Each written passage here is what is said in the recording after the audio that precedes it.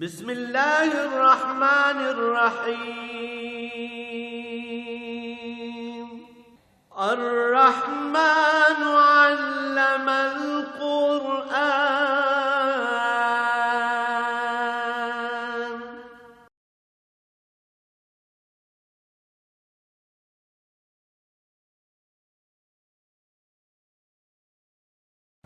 الحمد للہ رب العالمین والصلاة والسلام علی حبیبہ محمد وآلہ وصحبہ اعوذ باللہ من الشیطان الرجیم بسم اللہ الرحمن الرحیم الم تر الی الذین یجادلون فی آیات اللہ انا یصرفون الذین کذبوا بالکتاب بما ارسلنا به رسلنا فسوف يعلمون اذ الاغلال في اعناقهم والسلاسل يسحبون في الحميم ثم في النار يسجرون اللهم سبحانك لا علم لنا الا ما علمتنا انك انت العليم الحكيم مولاي صل وسلم دائما ابدا على حبيبك خير الخلق كلهم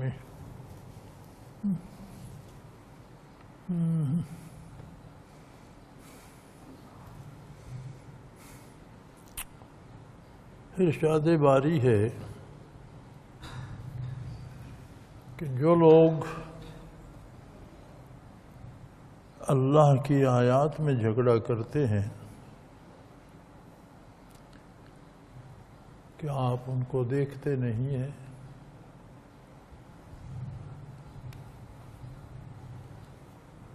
یہ بڑی عجیب بات ہے کہ انسان کا وقت تو گزرتا رہتا ہے لیکن کفر ایک ایسی مصیبت ہے کہ وہ دنیا کی زندگی کو بھی بے سکون رکھتا ہے ہمیشہ۔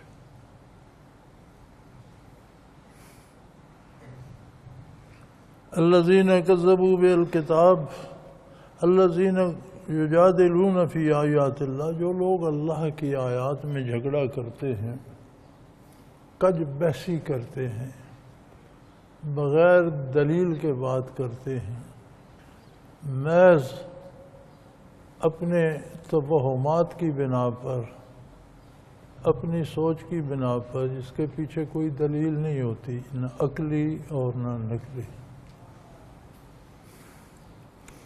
سب سے مضبوط دلیل ہوتی ہے نقلی۔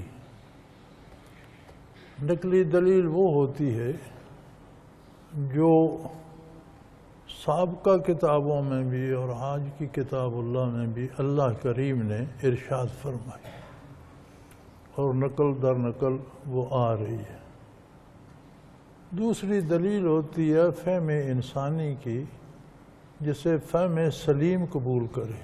عقلی دلیل وہ ہوتی ہے جو خر دماغوں کے لیے نہیں، پاگلوں کے لیے نہیں، عقل سیم اور فہم سلیم ہو تو وہ اس کو قبول کرے۔ فرمایا ان کے پاس دونوں نہیں ہیں اور اللہ کی آیات پر بحث کرتے ہیں، انکار کرتے ہیں، بہانے کرتے ہیں۔ انا یصرفون، یہ کہاں بھٹک رہے؟ کوئی ان کی سمت ہے صحیح؟ بالفرض جو آج کہتا ہے کہ قرآن اللہ کا کلام نہیں ہے، اس میں رہنمائی نہیں ہے، یہ درست نہیں ہے، تو اس کے علاوہ صحیح انسانی زندگی کا کوئی تصور تو دے، نہیں دے سکتا، محض بھٹکتا رہے گا۔ اور ایسے لوگ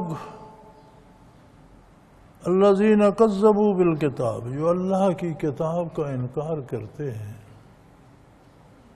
وبما ارسلنا بہ رسلنا، اور جن مقاصد کے لیے، جن پیغامات کو دے کر ہم نے انبیاء علیہم الصلاۃ والسلام مبعوث فرمائے،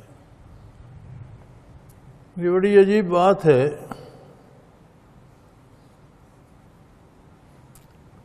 میں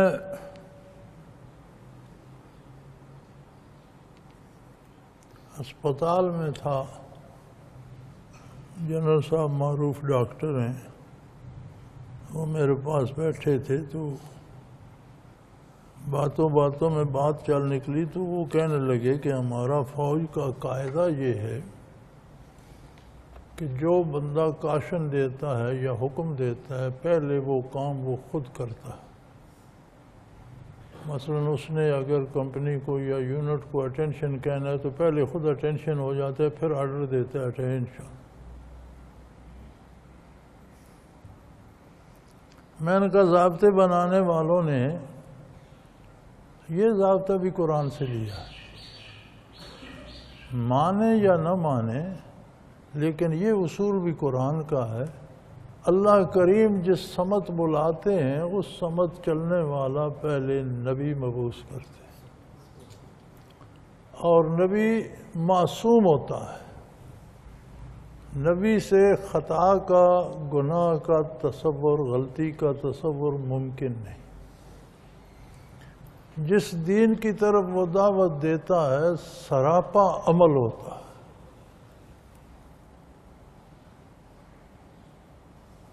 آج کتنا بیان ہوتا ہے،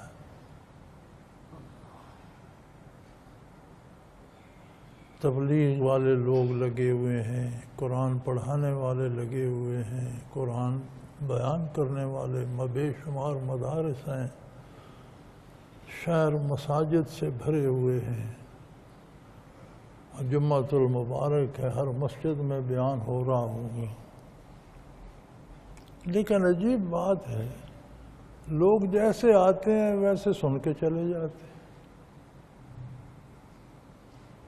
ٹیلی ویژن کا تو خیر مسئلہ ہی اور ہے. ٹیلی ویژن والوں نے تو کسی خلاف اسلام قوتوں نے انہیں اس کام پہ لگا دیا ہے. رمضان المبارک تقدس کا، اپنی عاجزی پیش کرنے کا، اپنی نیاز مندی پیش کرنے کا، اللہ سے دعائیں مانگنے کا، اللہ کی عبادت کرنے کا ایک مہینہ ہے جسے ہمارے ٹی وی والوں نے میلہ ٹھیلا بنا دیا. عورتیں لڑکیاں بن سنور کر آ جاتی ہیں، سوال جواب ہو رہے ہیں، انعامات تقسیم ہو رہی ہیں، تالیاں بج رہی ہیں، 2-4 مولوی بھی پکڑ کر لے آتے ہیں. اور وہ جو تقدس تھا رمضان کا، اسے میلے ٹھیلے میں بدل دیا گیا کہ لوگ موج میں تالیاں بج رہی ہیں، انعام بٹ رہے ہیں، یہ ہو رہا ہے، وہ ہو رہا ہے، اس کے لیے تالیاں، اس کے لیے تالیاں. تو جب ہمارا اپنا کردار یہ ہے تو سننے والوں میں کوئی تبدیلی نہیں ہے. مسلمانوں میں آج بھی سب سے زیادہ جو کام ہوتا ہے وہ تبلیغ کا ہے، اور سب سے زیادہ جو کمی ہے وہ دین پر عمل میں. یہ عجیب بات نہیں ہے کہ سب سے زیادہ کام دین کی تبلیغ کا ہوتا ہے اور سب سے زیادہ کمی دین پر عمل کرنے میں. اس لیے کہ جو ہم مبلغین ہیں ہمارا دین پر عمل نہیں ہے. ہم سٹیج پر بیٹھتے ہیں تو ہماری نظر اللہ کے کرم پر نہیں، لوگوں کی جیبوں پر ہوتی. ہم پیسے لے کر ٹھیکہ کر کے جاتے ہیں. ہم بڑی سروں میں اور بڑے لہجے بنا بنا کر لوگوں کو بات بتاتے ہیں، لیکن ہم خریدے ہوئے لوگ ہوتے ہیں. ہمارا مقصد دین پہنچانا نہیں، دین کو ذریعہ آمدن بنانا. تو فرمایا الذین کذبوا بالکتاب بما ارسلنا بہ رسلنا، جو لوگ کتاب کا، اللہ کی کتاب کا انکار کرتے ہیں اور اس دعوت کا انکار کرتے ہیں جو ہمارے رسول، ہمارے انبیاء لے کر آئے۔ انبیاء صرف دعوت نہیں ہوتے، انبیاء سراپا عمل ہوتے۔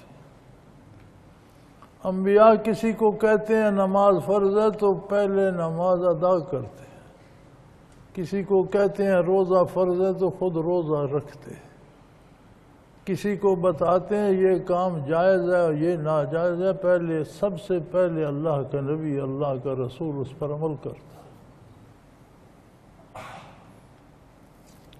تو فرمایا ہم نے جو انبیاء بھیجے پاک دامن، معصوم عن الخطا، سراپا عمل، جن لوگوں نے ان کا بھی انکار کر دیا، فسوف یعلمون، ان قریب ان پر بات واضح ہو جائے گی، جان لیں گے کہ ہم نے کیا کیا اور اس کا نتیجہ کیا ہے۔ مروجہ زبان میں اگر ترجمہ کیا جائے گا فسوف یعلمون تو سادہ سا ترجمہ بنتا ہے لگ پتہ جائے گا۔ یہ معمولی جرم نہیں ہے۔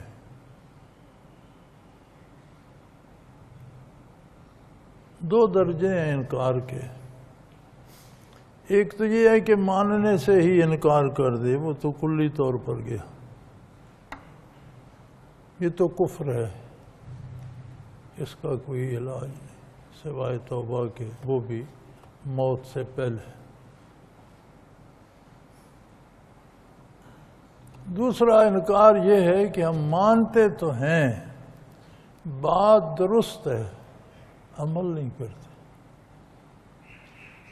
یہ بھی انکار کی ایک صورت ہے۔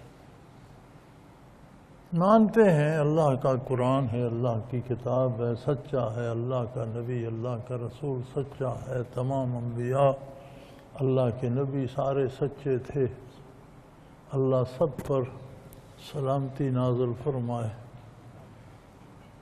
لیکن اس پر عمل نہیں کرتے۔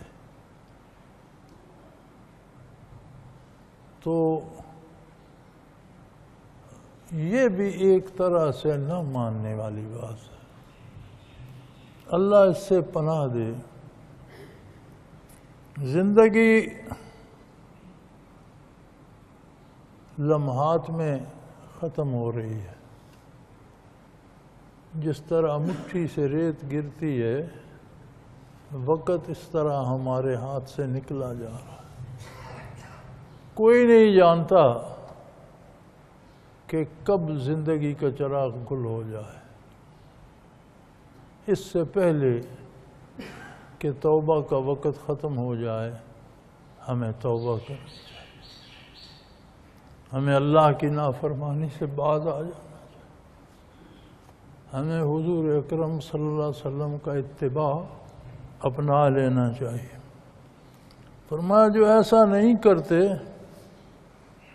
فسوف یعلمون، بہت جلد حقائق سامنے آ جائیں گے۔ اذ الاغلال فی اعناقہم والسلاسل یسحبون، جب ان کے گلوں میں دوزخ کے طوق ڈال دیے جائیں گے، دوزخ کی زنجیروں میں جکڑ دیے جائیں گے اور گھسیٹے جائیں گے دوزخ کے کھولتے ہوئے پانی میں۔ ثم فی النار یسجرون، اور اس کے بعد گھسیٹ کر انہیں دوزخ کے شعلوں کے حوالے کر دیا جائے گا۔ انبیاء کا انکار معمولی جرم نہیں ہے۔ اللہ کریم جو خالق ہے، جو مالک ہے، جو رازق ہے، جو پال رہا ہے، جس نے ذرات خاکی کو ایک نطفے کی شکل دی، نطفے کو خون میں بدلا، خون کے گوشت کا لوتھڑا بنا، ہڈیاں پیدا ہوئیں، کون کر رہا ہے؟ پھر سارا شکل و صورت درست ہوئی، نازک ترین نظام انسان حیات کا، دماغ، دل، جگر، ساری چیزیں ایک ایک کر کے کس نے بنائیں؟ کس نے حیات نو بخشی؟ کس نے دنیا میں زندہ پیدا کیا، پھر بچپن، پھر جوانی دی، عقل و شعور دیا؟ پھر اس نے، کمال ہے، پھر اس نے اپنے بندے، اپنے حبیب، اپنے رسول کو مبعوث فرمایا۔ یہ ساری بات یاد دلائی، قرآن کریم یہ ساری بات یاد دلاتے ہیں، انبیاء یہ ساری بات یاد دلاتے ہیں کہ وہ اللہ جس کے تم پر اتنے احسان ہیں، وہ تمہیں فرما رہا ہے زندگی اس طرح گزارو اور یہ کام کرو، یہ نہ کرو۔ پھر بھی جو کہتا ہے جی میں پرواہ نہیں کرتا، اس کا پھر کیا علاج ہوگا؟ فرمایا اسے تب پتہ چلے گا جب وہ آخرت میں قدم رکھے گا، جب زندگی کی سانس ٹوٹے گی تو کیا استقبال ہوگا۔ گلے میں دوزخ کے توق ڈالے جائیں گے، دوزخ کی زنجیروں میں جکڑ کر کھولتے پانی میں گھسیٹتے ہوئے دوزخ کے شعلوں میں پھینک دیا جائے گا۔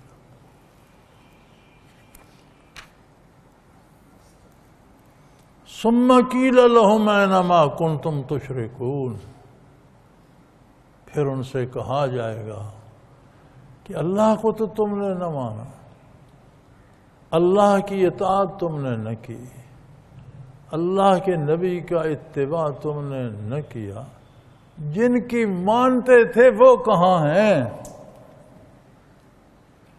آج تم پر مشکل پڑی ہے، بلاؤ انہیں تمہاری مدد کریں۔ انسان، ہر انسان دنیا میں اپنے سے پہلے والوں کی مان کے چلتا ہے، کسی نہ کسی کا اتباع کرتا ہے۔ یہ بڑی عجیب بات ہے، دنیا میں جو بھی آتا ہے وہ سب کچھ سیکھ کر نہیں آتا، آ کر سیکھتا ہے۔ کسی نہ کسی کو اپنا لیڈر، کسی نہ کسی کو اپنا پیشوا، کسی نہ کسی کو اپنا رہنما بنا لیتا ہے، اس کے پیچھے چلتا ہے۔ اللہ کریم فرماتے ہیں میں نے جو نبی مبعوث فرمائے ہیں وہ انسانیت کے رہنما ہیں۔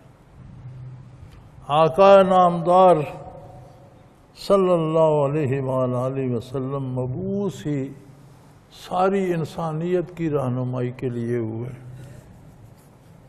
سب کے نبی محمد الرسول اللہ فرمایا آپ نے ان کا دامن چھوڑ کر کس کی پیروی کی؟ کسی بت کو پوجا، خواہشات کو پوجا، دولت کو پوجا، دنیا کو کس کو پوجتے رہے ہو؟ اب جس کے لیے تم نے عمریں بسر کی وہ ہے کہاں تمہاری مدد کرے؟ اینما کنتم تشرکون من دون اللہ، اللہ کا در چھوڑ کر جن سے تم نے امیدیں وابستہ کی وہ اب کہاں ہیں؟ اب کیوں تمہارے کام نہیں آتے؟ قالوا ضلوا عنا بل لم نکن ندعو من قبل شیئا، وہ کہتے جی تو ہر چیز گم ہو گئی، کھو گئی ہر شے، کچھ بھی نہیں ہے۔ اب تو ایسا لگ رہا ہے کہ جن کو ہم پوجتے رہے گویا ان کا وجود ہی نہیں تھا، وہ تھے ہی نہیں، تصوراتی خدا تھے۔ وہاں جا کر یہ سمجھنے سے پہلے اللہ کرے یہاں اس بات کی سمجھ آ جائے۔ کذالک یضل اللہ الکافرین، فرمایا کفر ایسی مصیبت ہے جس کی سزا اللہ یہ دیتے ہیں کہ اس طرح کی گمراہی میں ڈال دیتے ہیں۔ انکار اور کفر عظمت الہی کا، صداقت پیغمبر صلی اللہ علیہ وسلم کا انکار بہت بڑی مصیبت ہے۔ اس کی سزا دنیا میں یہ ملتی ہے کہ اسے گمراہی میں ڈال دیا جاتا، ہدایت کا رستہ اسے پسند ہی نہیں آتا، سچی بات اسے اچھی نہیں لگتی، حقائق کی طرف آتا ہی نہیں، یہ اللہ کی سزا ہوتی ہے۔ ذالکم بما کنتم تفرحون فی الارض بغیر الحق بما کنتم تمرحون۔ فرمایا یہ نتیجہ ہے اس بات کا کہ تم زمین میں اچھلتے کودتے خوشیاں مناتے جشن مناتے پھرا کرتے، تمہیں یاد ہی نہیں تھا کہ اللہ کا حکم کیا ہے، اللہ کے نبی کا حکم کیا ہے۔ تمہیں تو عیش و عشرت سے غرض تھی، تم تو ہر روز ایک نیا جشن بنا لیتے تھے، ایک نئی تقریب کر لیتے تھے،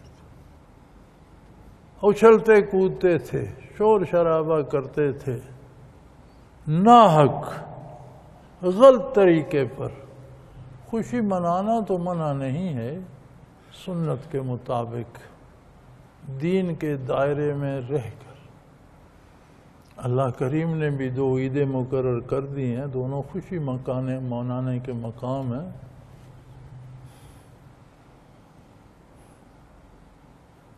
فرمایا جب روزے پورے کر چکو تو خوشی مناؤ، لیکن وَلَتُكَبِّرُوا اللَّهَ عَلَى مَا هَدَاكُمْ، تمہاری خوشی بھی یہ ہونی چاہیے کہ اللہ کی عظمت کے گیت گاؤ کہ اس نے تمہیں ہدایت دی، اللہ کی اطاعت کرو، اللہ کے لیے 2 گانا نماز ادا کرو، اللہ کی حمد و تعریف بیان کرو، اس کے نبی پر صلاۃ و سلام بھیجو، رسول اللہ صلی اللہ علیہ وسلم کے احسانات کو یاد کرو۔ یہ اچھل کود بندروں کی طرح اور یہ کافروں ہندوؤں کی طرح ایک دوسرے پر رنگ پھینکنا اور یہ تنزیہ جملے اور مذاق، یہ تو کوئی مسلمانی شیوا نہیں ہے۔ دینی ارکان کو ان میں ڈبونا تو یہ تو کفر کی سازش ہے۔ جو لوگ یہ کرتے ہیں ایسا لگتا ہے کہ انہیں کافروں نے بہکا دیا کہ ارکان دین کو آپ جشن یا میلے ٹھیلے میں تبدیل کر دیتے ہیں، تو اس میں دین کہاں رہا؟ اور کتنا ظلم ہے کہ دین کے کام کو میلوں ٹھیلوں کی مشابہت دے دی جائے۔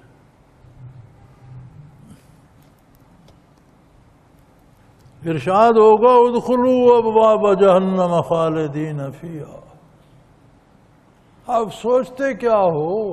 گھس جاؤ جہنم میں، خالدین فیہا، تمہیں ہمیشہ وہیں رہنا ہے،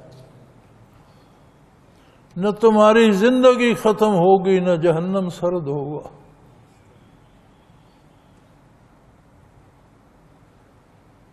مخالفت انبیاء کا نتیجہ یہی ہے کہ اب گھس جاؤ، اب کیا سوچ رہے ہو؟ جاؤ جہنم میں گھس جاؤ۔ فَبِئْسَ مَثْوَى الْمُتَكَبِّرِينَ، فرمایا کفر تکبر کی بدترین قسم ہے۔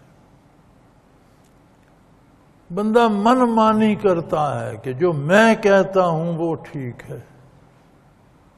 یہ جو ہر بات میں میں ہے نا، یہ لے ڈوبتی۔ یہ میں چھوٹے چھوٹے کاموں سے شروع ہوتی ہے، میں کہتا ہوں ایسا کرو، یہ میں نے کیا، یہاں سے شروع ہوتی ہے، پھر یہ کفر تک لے جاتی ہے، بڑھتی جاتی ہے، بڑھتی جاتی ہے۔ اللہ نے یہ فرمایا، بندہ کہتا ہے میں یہ نہیں مانتا، میں یہ کہتا ہوں۔ نبی علیہ السلام کا یہ ارشاد ہے، وہ کہتے ہیں نہیں میں نہیں مانتا، میں یہ کہتا ہوں۔ فرمایا یہ تکبر تھا، اپنی بڑائی کا گمان تھا جو حقیقت میں تھی نہیں۔ لحظہ لحظہ محتاج تھے،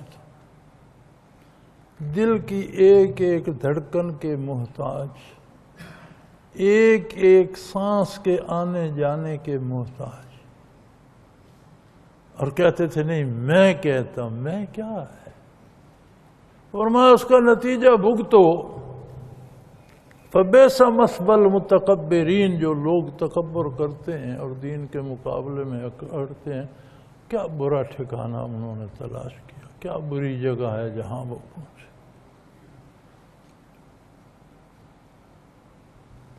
فاصبر، اے بندے مومن برداشت کر۔ گھبرا جاتے ہیں نیک لوگ، بھلے لوگ، اچھے لوگ، یہ کیا ہو رہا ہے؟ اللہ کریم فرماتے ہیں فاصبر، صبر کرو میرے حبیب، میرے حبیب کے امتی ہو، میرے حبیب کا اتباع کرنے والوں، برداشت کرو، حوصلے سے برداشت کرو، صبر کرو، گھبرانے کی کوئی بات نہیں۔ اللہ کے قبضے قدرت سے کچھ بھی باہر نہیں ہے۔ جب وہ درگزر کر رہا ہے، انہیں مہلت دے رہا ہے یہ ظلم کرنے کی، تم بھی گھبراؤ نہیں، حوصلے صبر سے مقابلہ کرو۔ تمہارا کام ہے نیکی کو پھیلاؤ، برائی کو مٹانے کی جد و جہد جاری رکھو، صبر اور حوصلے کے ساتھ، گھبرانے کی بات نہیں ہے۔ اس لیے کہ ان وعد اللہ حق، یقیناً اللہ کا وعدہ سچا ہے، غلبہ حق کو ہے، کفر کے لیے ضلالت ہے انجام کار۔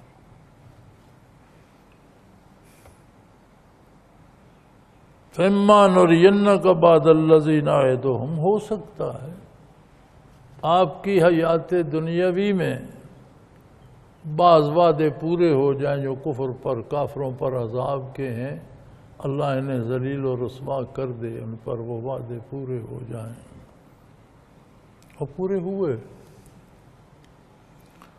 بدر کی شکست کتنی بڑی ذلت تھی کفر کے لیے، احد سے بھاگنا، خندق کی شکست کفر کے لیے کتنی بڑی ذلت و رسوائی تھی، اور پھر ان کے مرکز کا مکہ مکرمہ کا فتح ہو جانا۔ تو فرمایا بعض تو آپ کی حیات دنیا میں پورے ہو جائیں گے، بعض آپ کے دنیاوی زندگی سے پردہ فرمانے کے بعد ہو جائیں، وعدے اللہ کے سچے ہیں۔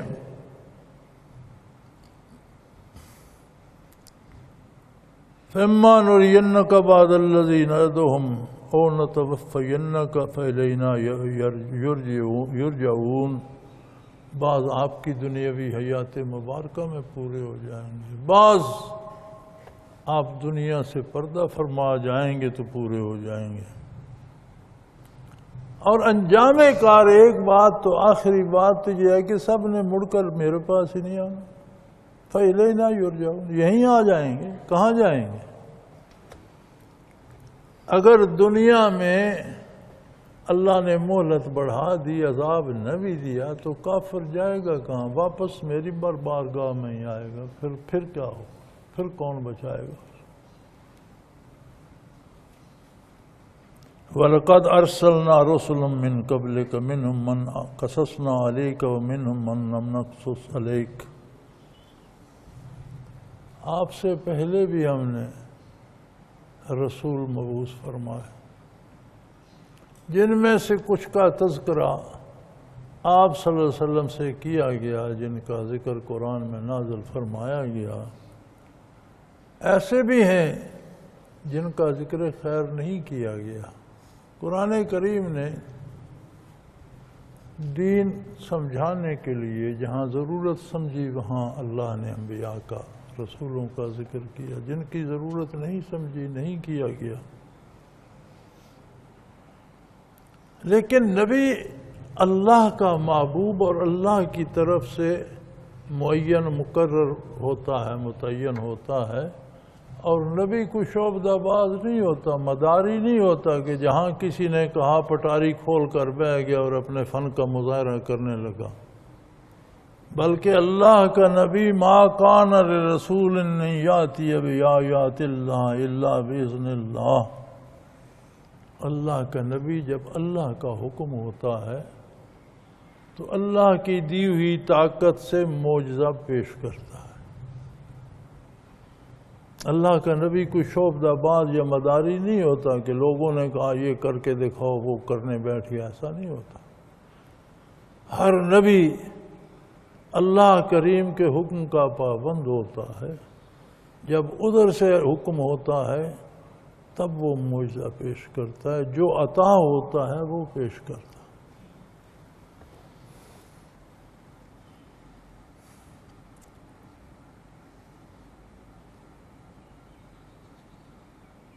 فَإِذَا جَاءَ أَمْرُ اللَّهِ قُضِيَ بِالْحَقِّ وَخَسِرَ هُنَالِكَ الْمُبْطِلُونَ۔ اور پھر جب اللہ کا حکم آ گیا، قُضِيَ بِالْحَقِّ، فیصلہ انصاف کے ساتھ ہوگا، ہر ایک کے ساتھ عدل ہوگا، کافر کے ساتھ بھی انصاف ہوگا، زیادتی نہیں ہوگی۔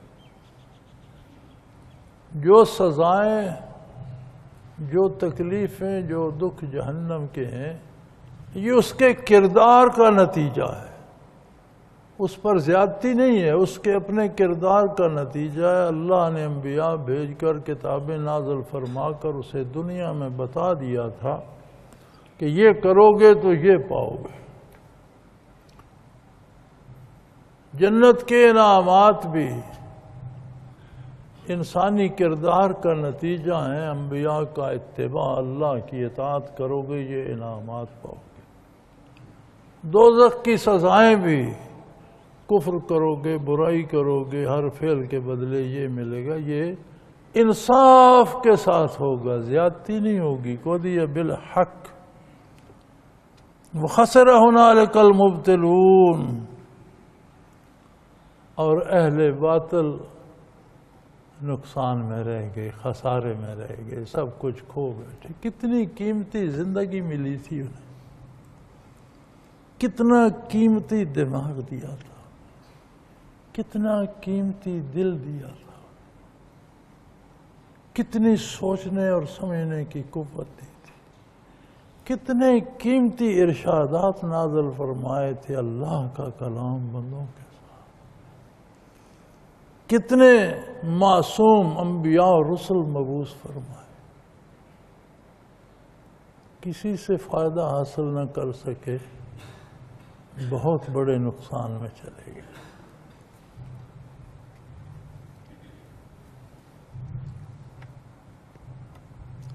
تم کائنات میں دیکھتے نہیں ہو، وہ قادر ہے، اس نے تمہیں انسانیت سے نوازا، انسان پیدا کیا، اب صرف انسان ہونے کے ناطے باقی مخلوق بھی تو اللہ کی مخلوق ہے۔ اللہ الذی جعل لکم الانعام لترکبوا منہا ومنہا تاکلون۔ تمہیں اس نے اتنا مرتبہ دیا ہے کہ جو اس کی باقی مخلوق جانور اس نے پیدا کیے ہیں، کسی پر تم سواری کرتے ہو، کسی کو کاٹ کر کھا جاتے ہو، یار وہ بھی تو مخلوق ہے، کیا وہ اللہ کی مخلوق نہیں ہے؟ کیا انہیں اللہ نے پیدا نہیں کیا؟ کیا ان کے پاس جینے کا حق نہیں ہے؟ لیکن تمہارے لیے اس نے مسخر کر دیے ہیں، کچھ سواری کے لیے، کچھ غذا کے لیے۔ تم ان کا دودھ پیتے ہو، تم ان کا گوشت کھاتے ہو، ایک زندہ جانور کو تم ذبح کر دیتے ہو، گوشت بنا کے کھا جاتے ہو، کھال کے خیمے بناتے ہو، جوتے بناتے ہو۔ اور کمال یہ ہے، علماء حق فرماتے ہیں کہ جو جانور اللہ کے نام پر ذبح ہو گیا، اس نے اپنا مقصد حیات پا لیا۔ وہ بنا اسی لیے تھا کہ بنی نوع انسان کے کام آئے، حلال جانور تھا، ذبح ہو گیا۔ شاہ اسماعیل شہید رحمت اللہ تعالی علیہ کو شکار کی بڑی عادت تھی اور بڑا شکار کیا کرتے تھے۔ دہلی کے نواح میں بے پناہ ہرن ہوا کرتے تھے، جنگل ہوتے تھے۔ اس دوسرے جنگ عظیم تک دہلی کے نواح میں ہرن ملتے تھے، اب کا پتہ نہیں۔ تو کسی نے ان پر اعتراض کیا کہ آپ عالم دین ہیں اور بہت بڑے خطیب ہیں، بہت بڑا بلند مرتبہ ہے علماء میں آپ کا، تو آپ ان جانوروں کو کیوں مارتے ہیں، ایذا دیتے ہیں؟ انہوں نے فرمایا شکار میں دو باتیں، ایک تو یہ ہے کہ چھپنا، شکار کو تلاش کرنا، شکار کے قریب جانا، اسے اپنے نشانے پہ لانا، اپنا نشانہ درست کرنا، یہ سب جہاد کی تیاری ہے۔ غیر شعوری طور پر بندہ جہاد کی اور جنگ کی پریکٹس کرتا ہے۔ دوسری بات یہ ہے کہ شکار کا گوشت اطیب الرزق ہے، سب سے پاکیزہ رزق، کوئی درمیان میں آڑتی، دکاندار، منڈی کچھ بھی نہیں، براہ راست اللہ سے بندے نے لے لیا اور اللہ کے نام پر ذبح کر لیا، تو یہ اطیب الرزق ہے، سب سے پاکیزہ رزق ہے۔ فرمایا میرا احسان دیکھو کہ میری مخلوق کو تم ذبح کرو اور میں تمہیں اس پر انعام دوں۔ حلال جانور کو اللہ کے نام پر ذبح کر کے ثواب ملتا ہے۔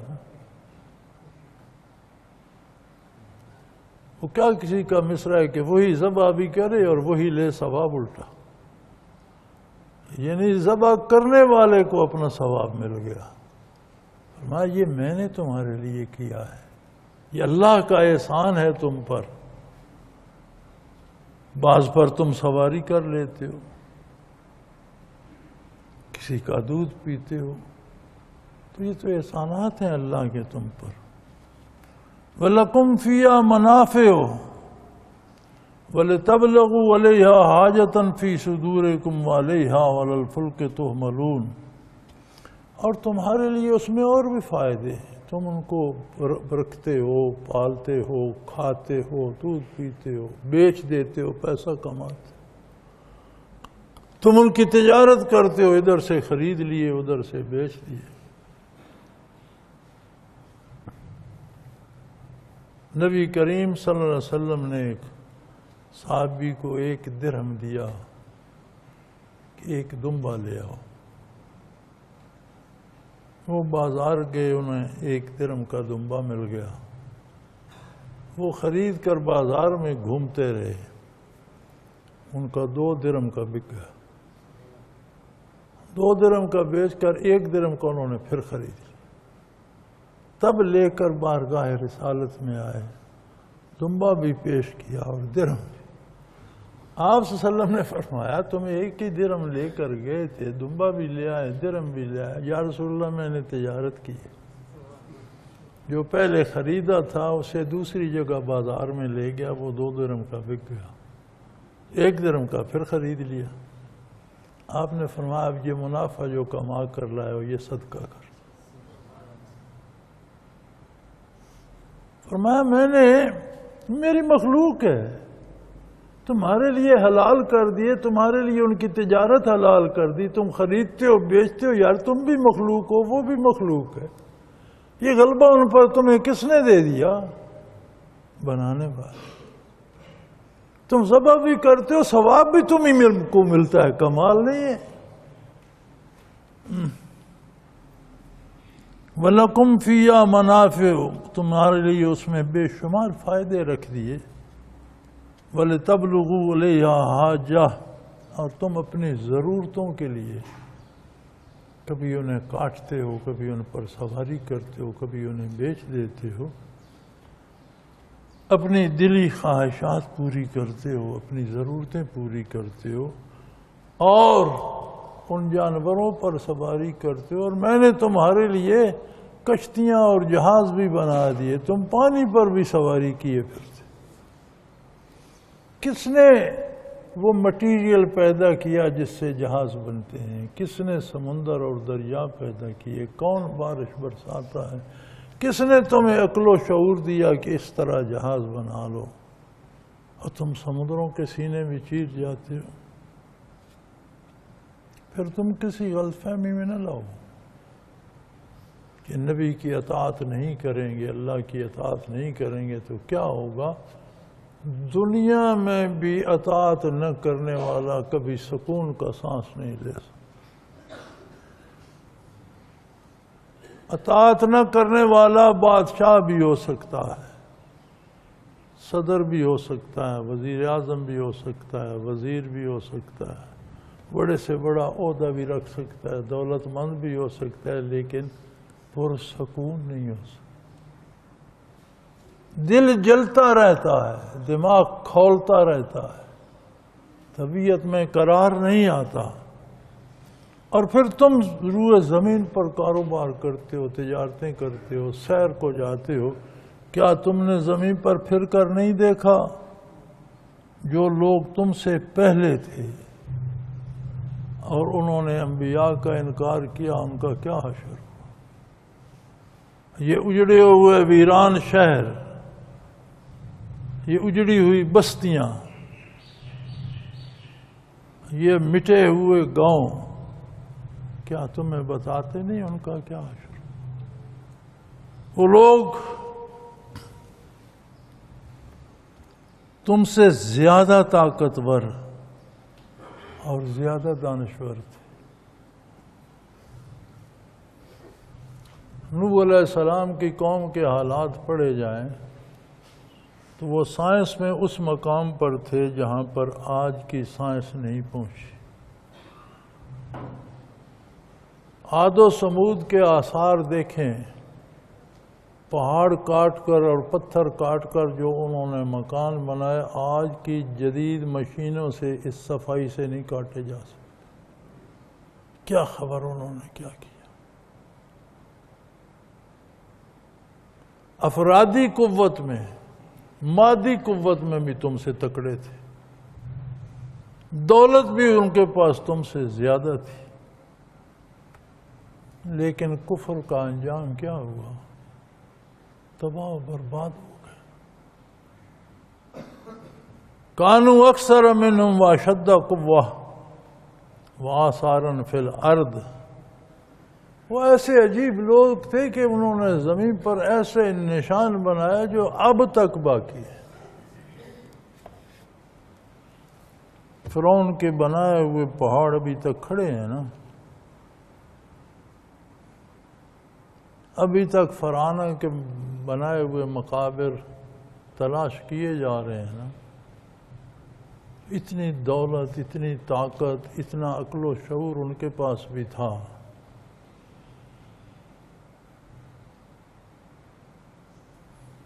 فما اغنی عنہم ما کانوا یکسبون،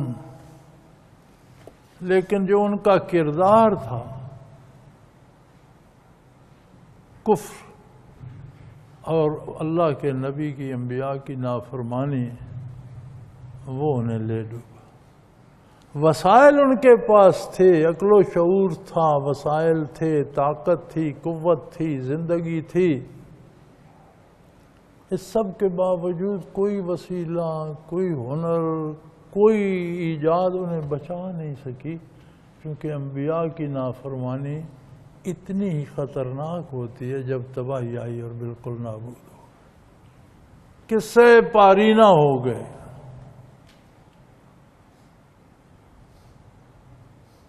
وہ بھی یہی کرتے تھے،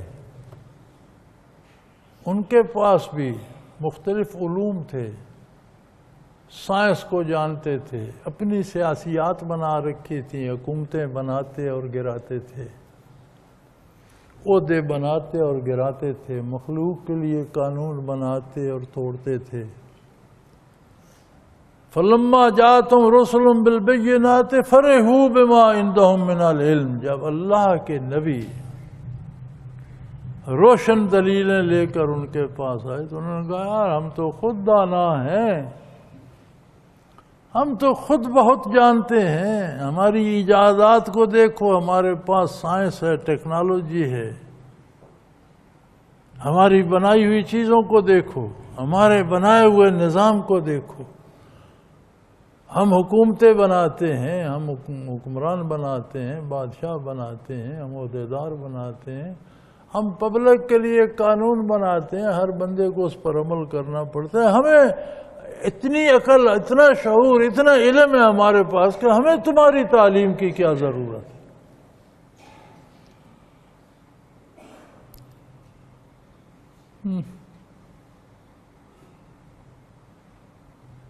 فلما جاءتهم رسل بالبينات فرحوا بما عندهم من العلم، جب انبیاء واضح دلائل لے کر آئے اور انہیں سمجھایا کہ یہ علم، یہ شعور، یہ سوچ و فکر، یہ سب تمہیں اللہ نے دی،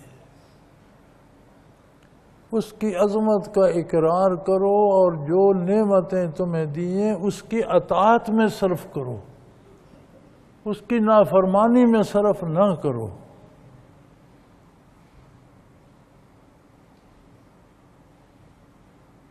تو وہ مذاق اڑاتے تھے، وہ کہتے تھے دیکھو جی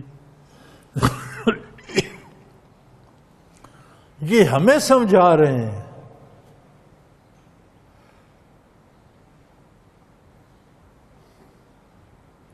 کئی انبیاء کا ذکر قرآن میں ملتا ہے، انہیں لوگوں نے کہا جی تمہارے ساتھ چند فقرے ہیں، بھوکے پیاسے لوگ اور بے علم بے شعور لوگ، ان کو تم نے، کوئی ہماری بستی کا بڑا آدمی تو تمہاری بات نہیں سنتا۔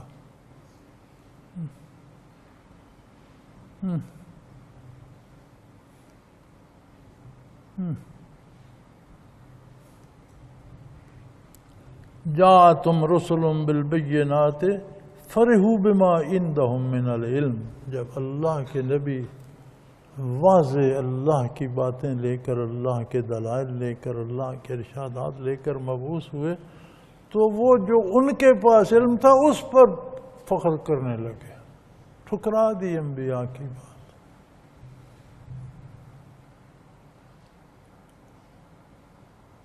کفر کی بنیاد کیا ہے؟ آج بھی ہر کافر یہ سوچتا ہے کہ جو میں سوچتا ہوں یہ ٹھیک ہے، جو نبی نے کہا ہے یہ کوئی نہیں، میں بڑا سائنٹسٹ ہوں، میں بڑا مفکر ہوں، میں بڑا ادیب ہوں، میں بڑا دانشور ہوں، جو میں سوچتا ہوں، جو میں جانتا ہوں یہ صحیح ہے۔ اللہ کریم فرماتے ہیں میں نے دلائل دے کر رسول مبعوث فرمائے، وہ جو خود جانتے تھے اس پر فخر کرنے لگے۔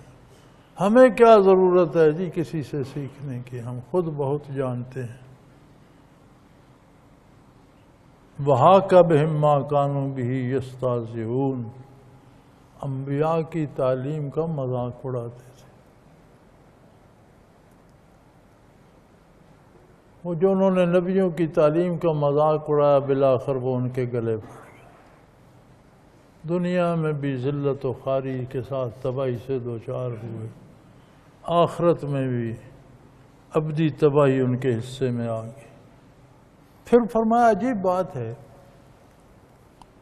فَلَمَّا رَأَوْا بَأْسَنَا قَالُوا آمَنَّا بِاللَّهِ وَحْدَهُ وَكَفَرْنَا بِمَا كُنَّا بِهِ مُشْرِكِينَ، جب آخرت سامنے آ گئی، جب اللہ کے عذاب دکھائی دینے لگے، جب موت کے فرشتے دوزخ والے ہیبت ناک شکلوں میں سامنے آ گئے تو پھر کہنے لگے قالوا آمنا باللہ وحدہ، ہم مانتے ہیں اللہ واحد لا شریک ہے، اور جو شرک ہم کرتے ہیں ہم اس سے انکار کرتے ہیں، جو کفر، جو شرک، جو برائی ہم نے کی اس سے انکار کرتے ہیں اور مانتے ہیں اللہ واحد لا شریک ہے، اسی کی بات سچی ہے۔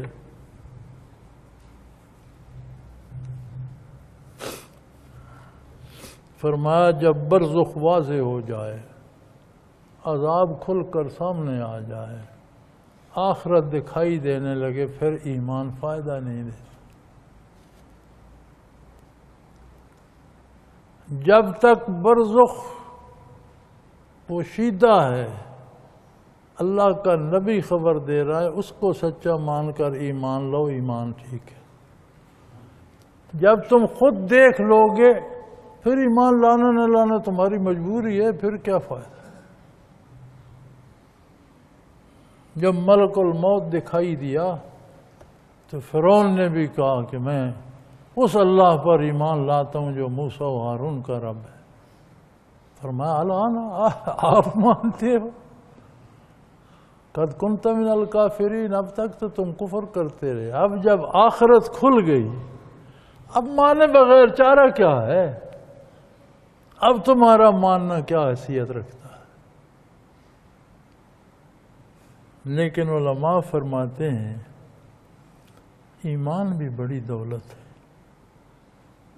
موت کے فرشتے سامنے آ جائیں، برزخ کھل جائے،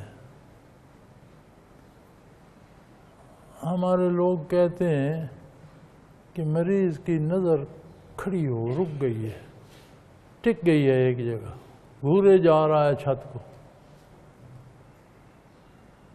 نظر ٹک نہیں جاتی، برزخ کھل جاتا ہے، بندہ مبہوت ہو کر دیکھ رہا ہوتا ہے کہ یہ کیا ہو گیا۔ اللہ علماء فرماتے ہیں کہ برزخ کھل جائے تو کافر کا ایمان قبول نہیں ہوتا، لیکن بندہ مومن اس وقت بھی توبہ کر لے تو سارے گناہ معاف ہوتے۔ کفر سے ایمان قبول نہیں ہوتا، گناہوں سے توبہ اس وقت بھی قبول ہو جائے، چونکہ ایمان تو اس کے پاس ہے نا۔ تو کتنا کریم ہے اللہ، اور کتنے بد نصیب ہے ہم کہ ہم کیوں اس کی بارگاہ میں توبہ نہیں کرتے۔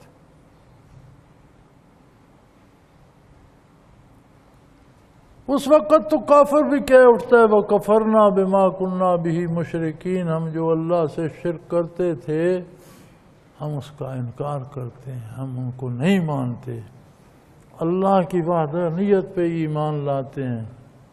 فرمایا فَلَمْ يَكُ يَنْفَعُهُمْ إِيمَانُهُمْ لَمَّا رَأَوْا بَأْسَنَا، اب جب ہر چیز کھل کر سامنے آ گئی تو مانے بغیر چارہ ہی نہیں، اب تمہارے ماننے کا کیا فائدہ؟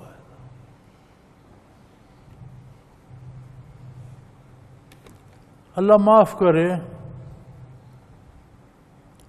ہمارے ہاں بھی یہ رواج ہو گیا ہے کہ سادہ مسلمان ہمارے خصوصاً دیہاتی یہ دیتے ہیں یہ جی کس نے دیکھا ہے کیا ہوگا۔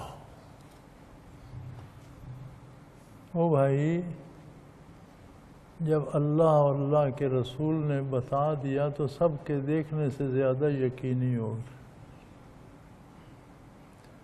اللہ کریم نے یہ اعتراض بھی ختم کر دیا کہ شب معراج اپنے حبیب صلی اللہ علیہ وسلم کو سارا برزخ بھی دکھا دیا، مقامات علیہ بھی دکھا دیے، دوزخ بھی کا ملاحظہ بھی کرا دیا، جنت کا معائنہ بھی کرا دیا۔ تو اگر کوئی پوچھے کس نے دیکھا تو اسے بتاؤ محمد الرسول اللہ صلی اللہ علیہ وسلم نے دیکھا ہے۔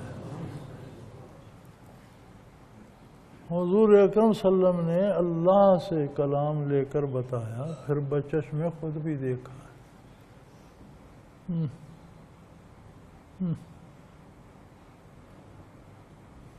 فَلَمْ يَكُ يَنْفَعُهُمْ إِيمَانُهُمْ لَمَّا رَأَوْا بَأْسَنَا، جب ہمارا عذاب دیکھ لیں گے پھر ایمان لانے کا کیا فائدہ، ایمان نفع نہیں دے گا۔ سنت اللہ التی قد خلت فی عبادہ، یہ اللہ کا یہی قانون ہے، ایمان وہ مقبول ہے جو نبی کی اطلاع پر لایا جائے۔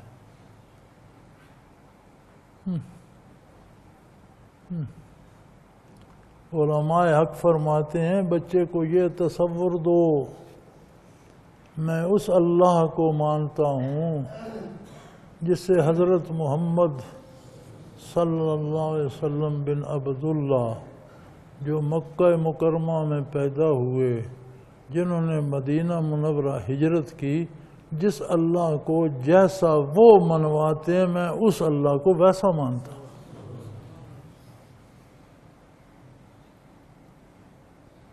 اپنی طرف سے ماننا نہ ماننا برابر ہے، ہم نہیں جانتے اس کی ذات کیسی ہے، صفات کیسی ہیں، جو حضور اکرم صلی اللہ علیہ وسلم نے بتلایا ہم اس پر ایمان لاتے ہیں۔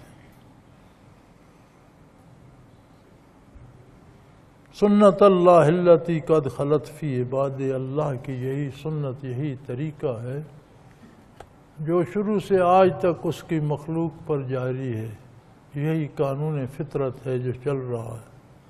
وَخَسِرَ هُنَالِكَ الْكَافِرُونَ، اور یہاں نقصان صرف کفر سے ہوتا ہے،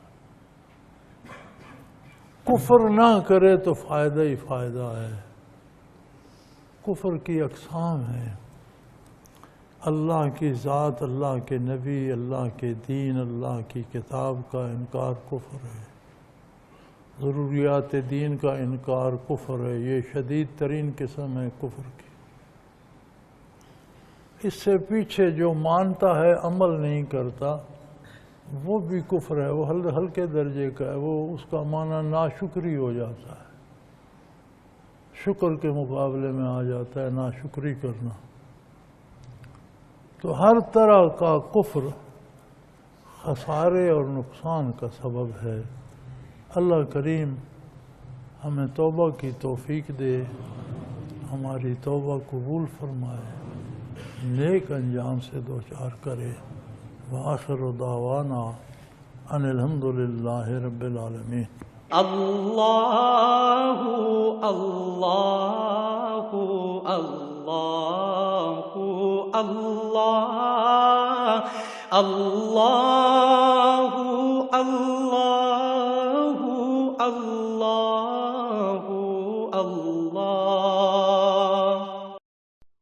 حضرت امیر محمد اکرم آوان مد ظلہ العالی دارالعرفان منارہ ضلع چکوال میں سالہ سال سے قرآن و حدیث کے اوپر خطابات کر رہے ہیں اور سلسلہ نقشبندیہ اویسیہ کے مطابق لوگوں کو ذکر الہی کی تربیت دے رہے ہیں۔ وہ قرآن پاک کی تفسیر ترتیب وار بیان کر رہے ہیں۔ تفسیر قرآن کو وہ موجودہ ملکی اور بین الاقوامی حالات کے مطابق بیان کرتے ہیں۔ موٹر وے سے کلر کہار کے انٹرچینج سے نکلتے ہوئے کلر کہار کی جھیل سے ہوتے ہوئے میانی، بوچھال اور نور پور سے گزرتے ہوئے دارالعرفان منارہ پہنچ سکتے ہیں۔ حضرت امیر محمد اکرم آوان نے بچیوں اور بچوں کی دینی اور دنیاوی تعلیم کے لیے سقارہ اکیڈمی کے نام سے ایک درسگاہ بھی قائم کی ہے، جس کا افتتاح ملک پاکستان کے صدر جنرل محمد ضیاء الحق نے اپنے دست مبارک سے کیا تھا۔ وہ تمام احباب جو اسلام کی طلب رکھتے ہیں ان سے گزارش ہے کہ دارالعرفان منارہ ضلع چکوال میں امیر محمد اکرم آوان صاحب کے خطابات سے مستفید ہوں۔ وہ ہر جمعے کو نماز سے پہلے بیان فرماتے ہیں۔ ہر ماہ کی پہلی اتوار کو ماہانہ اجتماع ہوتا ہے جس میں آپ خصوصی خطاب فرماتے ہیں اور پاکستان کے چاروں صوبوں سے احباب اس اجتماع میں شرکت کرتے ہیں۔ اس کے علاوہ یہاں سال میں 2 مرکزی اجتماعات بھی ہوتے ہیں، ایک رمضان المبارک میں اعتکاف کا اجتماع اور دوسرا جولائی اور اگست میں 40 دن کا اجتماع ہوتا ہے جس میں روحانی تربیت کی جاتی ہے۔ اپنا خون سیماب دے کر اتنا ہم کر جائیں گے، نام آقا کا چمن میں پھر رقم کر جائیں گے۔